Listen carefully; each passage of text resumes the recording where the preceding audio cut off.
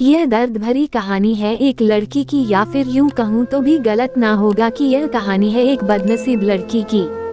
एक बदनसीब लड़की की दर्द भरी कहानी। वैसे इस दुनिया में लड़की होना ही जीवन को काफी कठिन बना देता है, और जब आप दिखने में अच्छे ना हो, पढ़ाई लिखाई में भी अच्छे ना हो, तब सोचिए कठिनाई का लेवल क्या होता होगा। संध्या बचपन से ही पढ़ाई लिखाई में कमजोर थी। रंग उसका सांवला था, नाक नक्शा भी बाकी लड़कियों की तुलना में इतना खास न था।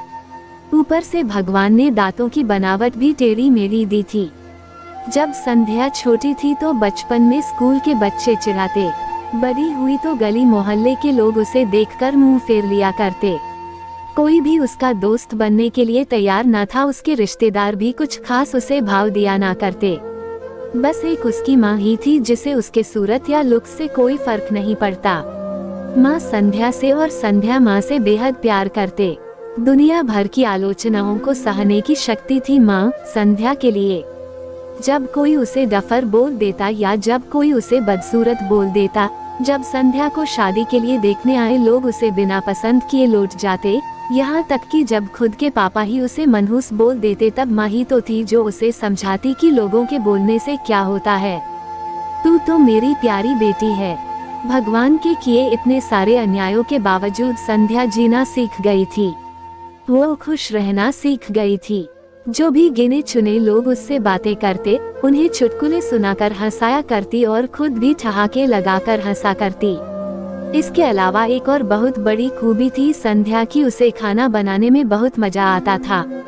और न सिर्फ खाना बनाने में मजा आता था, उसका बनाया खाना खाकर लोगों को जो स्वाद आता था वह उनको तृप्त कर जाता था। और यह उसमें अपने आप तो नहीं आया था, दुनिया के ठुकराए जाने के बाद उसने अपना सारा समय खाने की रेसिपीज की किताबें, रेडियो शोज और टीवी चैनल्स को समर्पित कर दिए थे। संध्या की तारीफ तो कोई भी नहीं करता, लेकिन उसके हाथों के बने खाने की तारीफ वह हर व्यक्ति करता जो उसे चखता।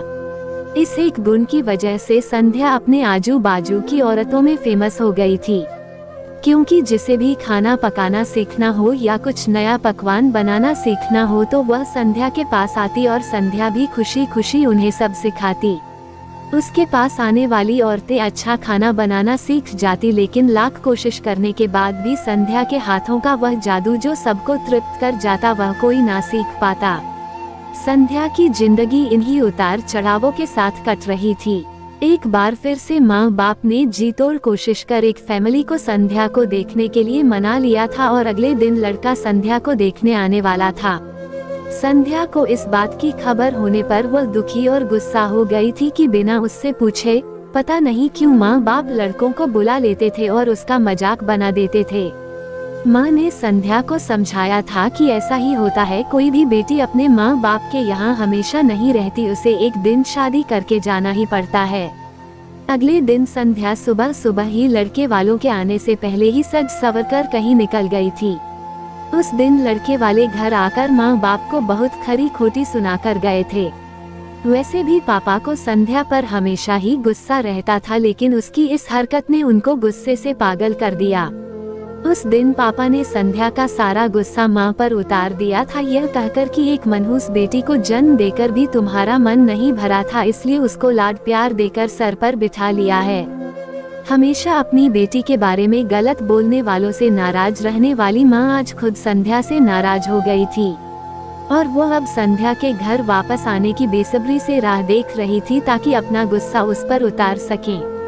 सूरज ढलने से पहले संध्या घर लौट आई थी। उसके चेहरे पर एक अजीब सी खुशी थी, हाथों में एक चेक था और एक सर्टिफिकेट भी। संध्या माँ से कुछ कहना चाहती थी, लेकिन इससे पहले कि संध्या अपने मुंह से एक भी शब्द कह पाती, माँ ने उसे खरी खोटी सुनाना शुरू कर दिया। गुस्से में माँ बोलते बोलते इतना कुछ बोल गई कि को संध्या ने कभी सपने में भी नहीं सोचा था। माँ ने कहा, बाकी सभी लोग सही थे, तुम सच में मनहूस हो, तुम्हारी वजह से हर कोई परेशान है। अच्छा होता जो तुम पैदा होते ही मर जाती, यह दिन ना देखना पड़ता हमें। गुस्से में बड़बड़ाती और सब्जियां काट रही माँ ने एक बार भी संध्या की तरफ नहीं देखा था। संध्या माँ की बातें किसी पत्थर की मूरत की तरह सुन रही थी। पत्थर की ऐसी मूरत जिसके शरीर में तो जान ना हो, लेकिन आंखों से आंसुओं की धारा बह रही हो। संध्या ने माँ से पूछा, माँ क्या सच में तुम भी चाहती हो कि मैं मर जाऊं? क्या इतनी बुरी हूँ मैं माँ? अभी भी गुस्सा सर पर सवार होने की वजह से माँ ने कह दिया, हाँ। बिना एक पल भी सोचे संध्या ने सीधा अपने कमरे में जाकर कमरा अंदर से बंद कर लिया था। 1-2 मिनट बाद गुस्सा थोड़ा शांत होने पर माँ को अपनी गलती का एहसास हुआ तो संध्या के रूम के तरफ गई। उन्हें पता चला कि संध्या ने रूम को अंदर से बंद कर लिया है। गुस्से में कुछ कर ना ले इसलिए माँ ने तुरंत पापा को इस बात की खबर दी। दोनों ने काफी दरवाजा खोलने की कोशिश की लेकिन जब नाकामयाब रहे तो दरवाजा तोड़ दिया। अपने स्कार्फ से फांसी का फंदा तैयार कर संध्या पंखे से लटक रही थी। ज्यादा वक्त नहीं हुआ था, वह सिर्फ बेहोश हुई थी। माँ पापा ने तुरंत उसे पंखे से अलग किया और बेड पर लेटाया। पापा ने तुरंत डॉक्टर को फोन किया। तब माँ का ध्यान बेहोश पड़ी संध्या के हाथ में पकड़ी एक चिट्ठी और पास ही में पड़े 5 लाख के चेक और 5 स्टार होटल में शेफ की नौकरी के लिए कंफर्मेशन लेटर पर पड़ी जो संध्या अपने साथ लाई थी। माँ और पापा ने वह चिट्ठी खोलकर पढ़ी जो उसने अभी अभी लिखी थी। चिट्ठी कुछ इस प्रकार थी, मम्मी और पापा मैं जानती हूँ मेरे जन्म से लेकर आज के दिन तक मैंने ऐसा कुछ भी नहीं किया है जिस पर आप गर्व कर सके, लेकिन मैं आपको बताना चाहती थी कि आज मैं खाना पकाने के नेशनल लेवल कंपटीशन को जीत चुकी हूँ और यह 5 लाख का चेक मुझे प्रथम स्थान पर आने के लिए मिला था। जजिस को मेरा खाना इतना पसंद आया था कि उन्होंने मुझे एक बहुत बड़े होटल में बतौर मास्टर शेफ की नौकरी के लिए कंफर्मेशन लेटर ही दे दिया था। पूरी दुनिया मेरे खिलाफ है, मुझे इस बात का कभी भी फर्क पड़ा ही नहीं था और ना ही बाबूजी की कड़वी बातें मैंने अपने दिल पर ली थी, क्योंकि मैं जानती थी बाहर से सख्त दिखते मेरे बाबूजी अंदर से तो मुझे प्यार ही करते थे। प्यार ना करते होते तो बिना मांगे मुझे कपड़े, मिठाइयाँ, पटाखे ये सब ना ला कर देते। माँ के प्यार को कोई क्या बयां कर सकता है। मेरी माँ मेरे लिए मेरी सारी दुनिया थी। जब माँ मेरे साथ होती तो मुझे किसी बात की परवाह ना होती थी। मेरी माँ मेरी थी इसलिए मुझे किसी और की जरूरत ना थी।